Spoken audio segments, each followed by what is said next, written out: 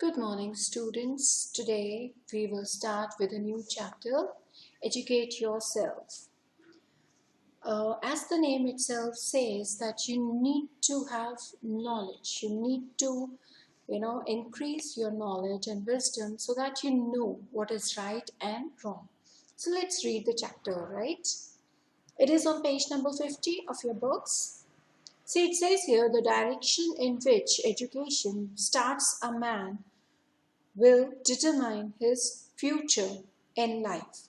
Now, the way, everything has got a direction. So, if your education is directed towards a particular direction, so that will actually tell where your future lies. So, let's go through the learning objectives. See, the nature of our education and training determines our action in life. So whatever our actions in life are, they are actually based on the education that we get. It is actually necessary that we should be educated enough to know what is right and wrong. See the next one. We must be receptive to good ideas and education to be able to hone application of mind. So we have to make sure that our mind is receptive. We are ready to receive the education in order to enhance our future, right? Education has answered to all the difficulties that a person faces or could face in life. Now see, when you get education, we are actually enhancing your skills so that you understand what is right, what is wrong, how you can shape your future so that you can understand what the world actually needs. So being educated is very important. It's the part of our life, and you're never too old to learn anything. You can always learn.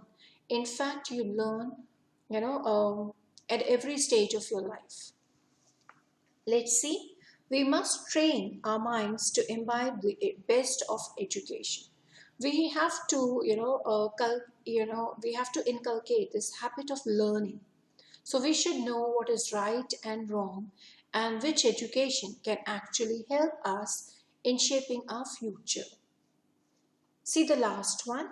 An educated person is learned, wise, and quick at finding solution to problems.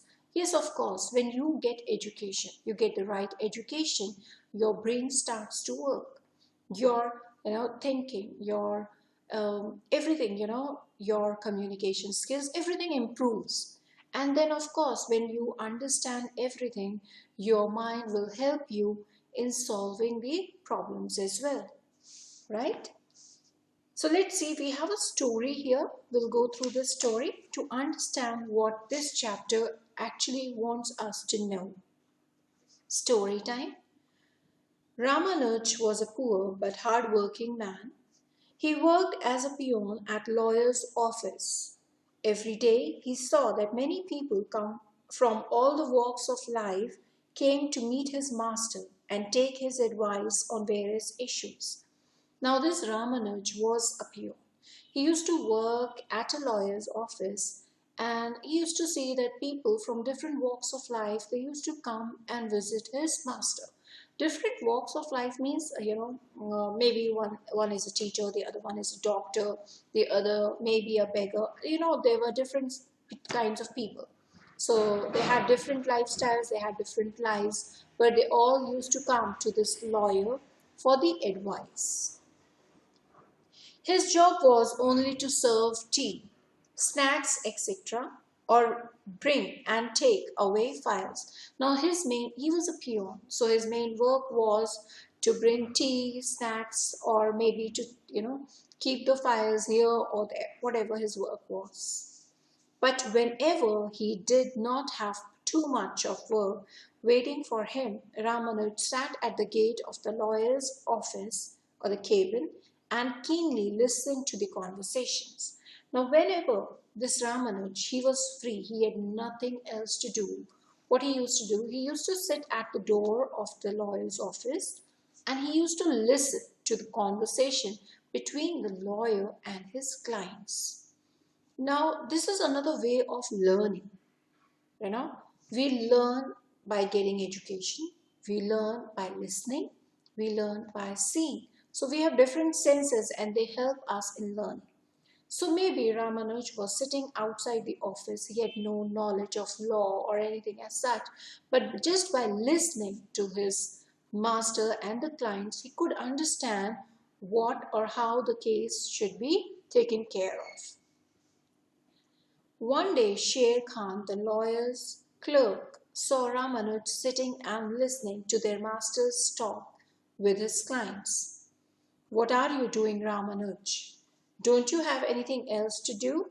Sahib will be angry if he finds you eavesdropping like this," Sher Khan said.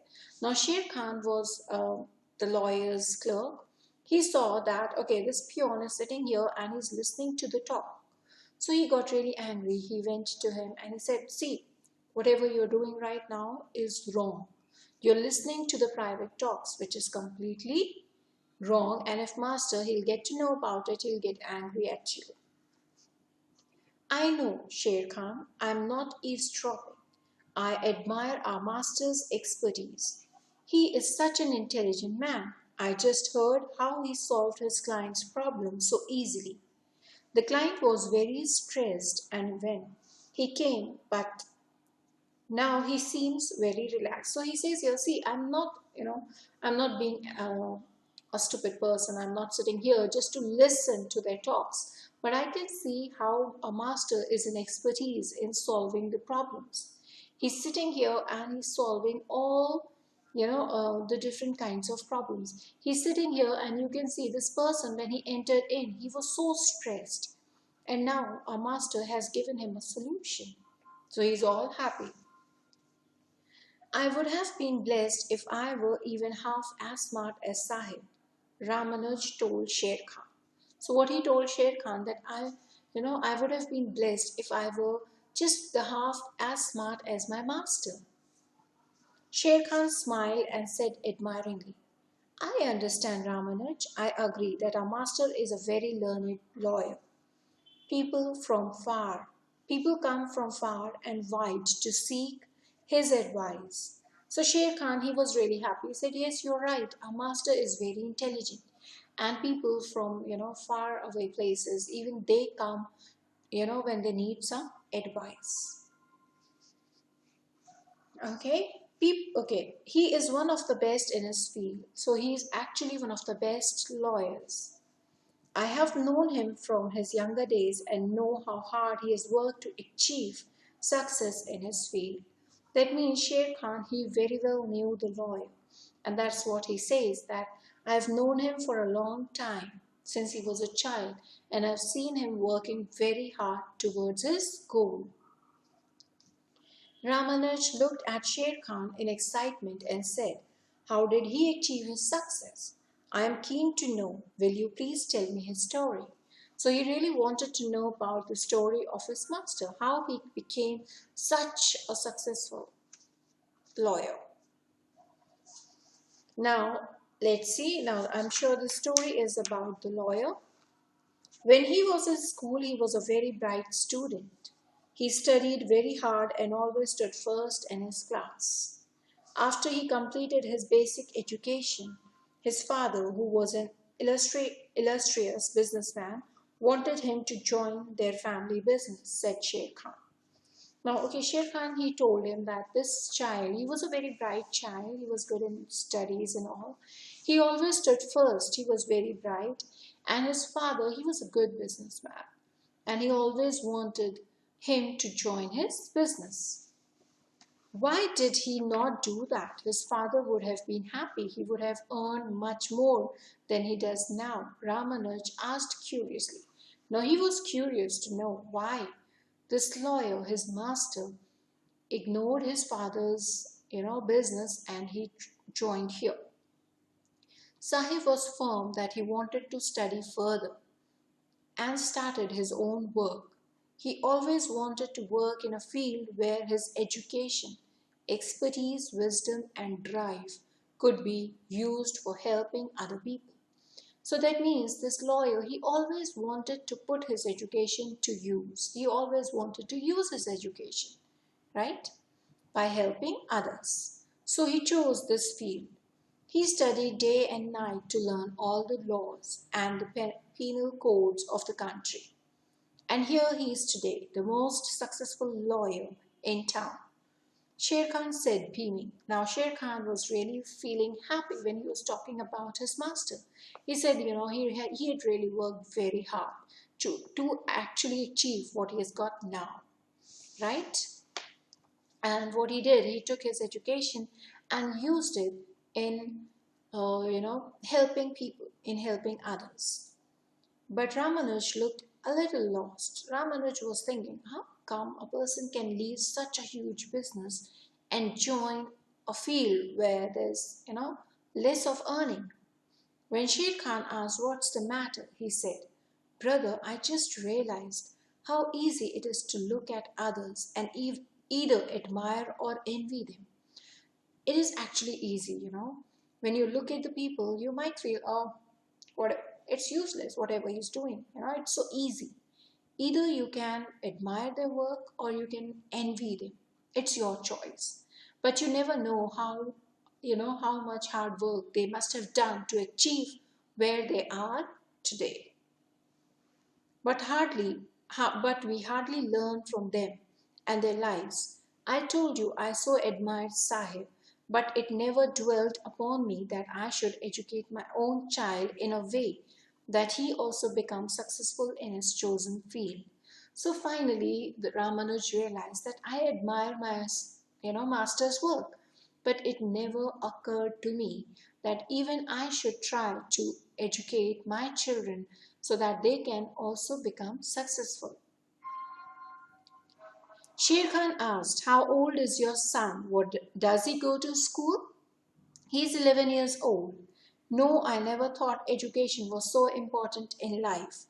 He stays with my father in our village and works in his farms. Ramanuj said, but no, I now feel that he should study. He must study. I will talk to Sahib when he is free and seek his guidance on how I should go about my son's education.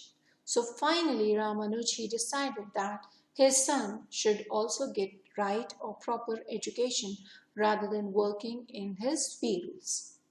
Slice of life. Let's go through it now. We must consider education as one of the most important aspects in life. See, right now you're children and you might be feeling irritating. It's so irritating that you have to study, then you have to give your exams, pass one class, enter another. You have, around 15, 16 years that you really need to study. But once you study well, you get your education, when you come out of this loop, what you get is the best career possible. You get the chance to enhance your career. So please be serious with your studies. It may be a little boring at this stage, but when you grow up, you will love it. Education enables us to achieve great things in life. Yes, if you wish to achieve great things, you must make sure that you're getting the proper and the right education for that. Education also enables us to become useful for other people and society at large. Suppose you're studying right now and you wish to become a doctor. So for your own self, you've got the right education, you're getting your earnings, and for the people, you're helping them. You are a good doctor. So that means you are an asset for your society. See, we must work hard during our days as students so that we reap the benefits of wisdom acquired during our days as professionals. It is easy to admire or envy others' success. We should rather learn from their experience. See, it is very easy to look at others and feel, oh, he has got that much. Either you can admire a person or you can hate him, envy, or feel jealous. But see, the best thing is you should look at their hard work. You should feel inspired. You should know that, okay, I can also work that hard and I would like to enhance my life as well in the same way. So make sure if you look at the other person, you should always admire their hard work, not envy them, right? So that is it for today. It's a beautiful story, and I really want you to understand the main moral of it. That is, you all should study seriously. Okay? I know you might be enjoying your days, but enjoy and study as well. Okay? Thank you then.